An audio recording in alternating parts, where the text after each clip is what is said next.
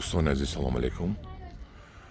امروز 11 دکبر سال 2025 قرار دارم در دهه دلنشینی جماعت دهود پوشنگی ناحیه دنقره. همینجا آمده یک حالت رو دیدم که بسیار تصدیقم رو میکند که در این دهه بسیار شخص های وطن دوست هستند. الهام ساکن همین دهه الهام جان الان خیلی زمین سنگ رو من به شما سنگ رو نشون دادم. سنگ رو الان خیلی هموار میکند و در آنجا گرمخانه ها ساخته است. در آنجا 6 نمخه گرمخانه دراز است که داخلش لیمون خانه است. لیمون خانه اپلسین و ماندارین از من گرفتگی است. قسمی بولوگش رو میبینید در اونجا هم سنگلاخ هست، اونجا پیستش نوندگی است. اینجا شما میبینید اینجا هم سنگلاخ هست، اینجا از انگور باغ کردگی است. تاکستان و همین آبی قطرگی در همینجا گوجایده، در همینجا گوجایده داره هم سنگلاخ ده مایزه دیگه است. چی میگن؟ آبی زیر زمینی و همین الهام همینا رو آباد کرده. داخل همین رو یک بیشت آسا کردگی است. ما باید از هر یک تمام از همین الهام و همین خیلی شخص ها عبرت گیریم و همین خیلی زمین های بیکار خوابیده را آباد کنیم. دوستان عزیز السلام علیکم. امروز 14 دکبر سال 2025 قرار داریم در جماعت دهاتی پوشینگ دهه دلنشین سابق دیوچشمه در گرمخانه برادرمون الهام. الهام جان سلام علیکم. شما دید به گروهی انگور و باغ. ما امروز آمدیم خانه شما. افسوس مسافر پدر گذاشتند، خدا رحمت کنند. و این گرمخانه که میبینیم پدر آباد کردن، درست؟ بله. با دستگیری شما. بله، اما این شما چیزی که میبینید که اسکندر، این همه مهنت و زحمت دستی پدر این بزرگوار است. البته در دوام سالهای طولانی مهنت کرده. الان تر کردنید. این خیلی ممکن که یک اما خیلی گرم خانه بگیم یا که پرنیک بگیم یک 6 تا ساختن. 6 تا همه خیلی دراز. چند به چند؟ ای همه کلتش 50 درازیش، ای همه درازش 130 متر. 130 متر درازش. برش چی؟ برش 13 متر. همه خیلی مسافر 6 تا ساختن. 6 تا در دوام 10 سال. در دوام 10 سال. بله، یعنی دو تاش را اپلسین کرده گیان، 3 تا دیگهش را لیمون یا هم میوه سیتروسی هم. هم دوران عزیز اپلسین هایی که میبینید 4-5 سال پیش نیحوله‌اش رو ما آورده بودیم، درسته که الان؟ بله، این نیحوله که شما ترسی آورده بودیم این یا ما اپلسین ها میبوشن. انا لیمون ها یک قسمتش ای شما گرفته گیم با یک قسمت دیگهش ای و نوحیه جایهون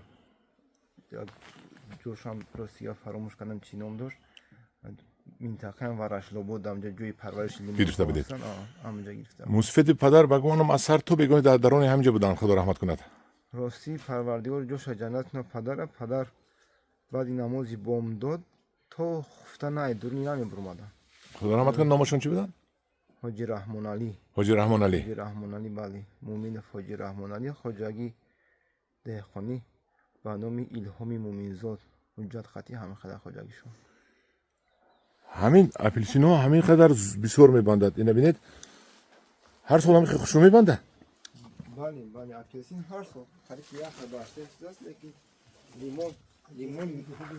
لیمون نسبت با سالی گذشته سال آنچه کمتر و کلانتر. لیمون کلانتر. آخه در هر جا هر خلاص لیمون چمپلی فروختید. لیمون اومده اینجا خشون چینده 16 نیمی گرفتم. 16 نیمی. اوه هوا لیمون است که اگر ما پیشش بینیم این نیمه شو نشینده ده قش مونده سالی. یا موندگی هم برای هم دیاران عزیز خدا رحمت کنه حاجی رحمان علی را ببینید که بابای رحمان علی چقدر مهنت کرده است. یک 4 روز شد گذشتنشون رو آمده بودیم در جنازه. این ببینید لیمونای دست مسافر رو خدا رحمت کنه. این ببینید جوان های باید یاد گیرن که مسافری 70 تا 80 سالگیش در 10 سال همه خیلی گرمخانه های بزرگ ساختن. خیلی دستگیری پسرشون بود از جهت مبلغ و از جهت تجهیزات ها، لیکن آبادکاری موسفید بودن. موسفیدی که در عمرشون لیمون پروری که دیگه نبودن. درست؟ بله بله راستی گپ امی یکم بار پیشنهاد کردیم پدر گفتیم امو ای نوحیه جایهون بعضی معلومات را گرفتیم اویدی پرورش لیمون معلومات را پدر دادیم گفتیم که همین خیلی لیمون در اینجا کو تجربه کنیم ما در همین نوحیه ما میشیدم باشد آوردیم دادیم خودشون براشورا کفته یافته اولیمو قطعی در تماس بر اومده توصیه گرفته در دوام 10 سال همین را به تجربه خودشون ای پیش خودشون گرفته همین را با همین حالت رسوندن. کتاب گفته کتاب یافتن با علم ها درس گرفتن. بله کتاب گفتن کتاب یافتن حتی با آدمایی که تجربه کار داشتن اومده بود توصیه میگرفتن که شما چه کردین که خیلی نتیجه داد افتاد. بارک الله بارک الله بارک الله. خیلی که میگویند از گهواره تا گور باید علم آموخت.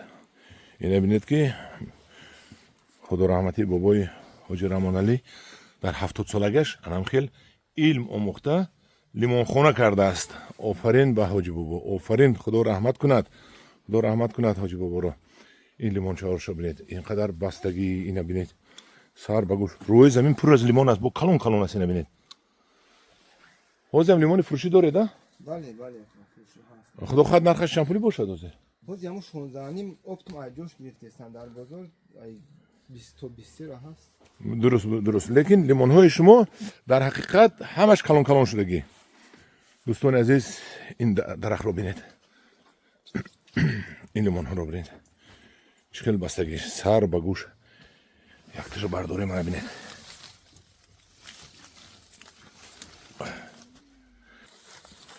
ایشان بردار اینشان اینا ببینید. این هم قدر بستگی که سر به گوش لیمون بستگی. این دستی پروفایزی خدا رحمت کند بابای حاجی رحمان علی. اینش رو ببینید، اینش رو ببینید.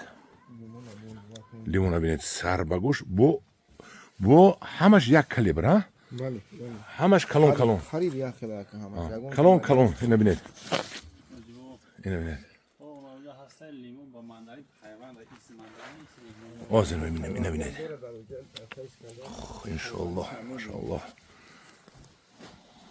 موسفید خدا رحمت کند مغفرت کند. این لیموناش رو ببینید، این لیموناش رو ببینید قبط به قبط.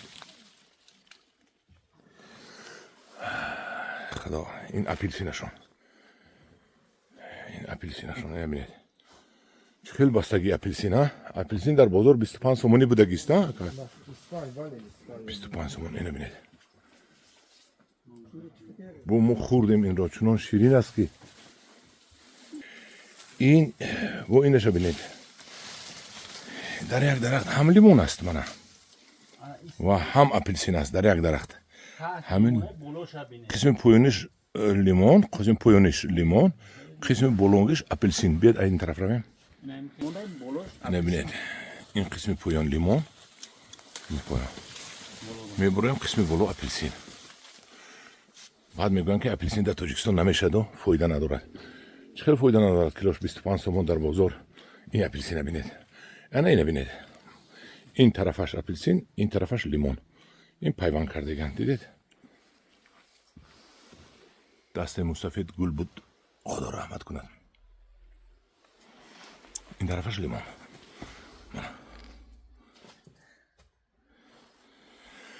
خواهی همه کسا اهل گروه دست دعا برداریم که خدا رحمت کند بابای رحمان الله را. به اینقدر مهنت و مشقتشون و به اینقدر کارشون که در 70 تا 80 سالگیش همین قدر نعمت خدا رو آفرید. خدای تعالی با دست مستفید اینقدر نعمت‌هایش رو آفریدی. نبینید این لیمونی که در بازار پیش بازار است. وش رو ببینید، نش رو ببینید.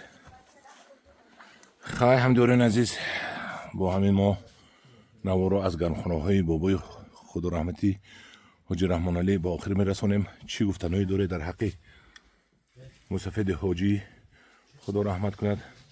нависед, суханҳои хубро дариқ надоред. асосгузораш мана ҳоҷи раҳмоналӣ худо раҳмат кунад ва илҳомҷон худо падарро раҳмат кунад ва ин қадар меҳнатҳояш. Ба шумо ҳам якҷон ташаккур ки шумо ҳамин замин санглох аст, дуруст? бо экскаватор ира ростига пеш аз лимон шинондан ира канда рост карда хоки тоза оварда рехта сангашро бурда рехтеду сангаша гирифта хоки тоза рехтаги ҳаминҷа мумкин ки ягон 70 сантиметр пойон сангай буд санга медонам. хок рехтаги 70 сантиметр ҳастона ка бо коркард мекунам. бале ин лимона бинед мегӯед барг надорад, ҳамаш лимон аст. ина бинед. ҳамҷонон азиз, дар паноҳи худо бошед, дуогӯи бобои ҳоҷи раҳмоналӣ бошед. якҷаҳон ташаккур. кадоми маъқул шудааст лайк монед, подписатсия кунед, суханҳои хубатонро дариқ надоред. дар паноҳи худо бошед.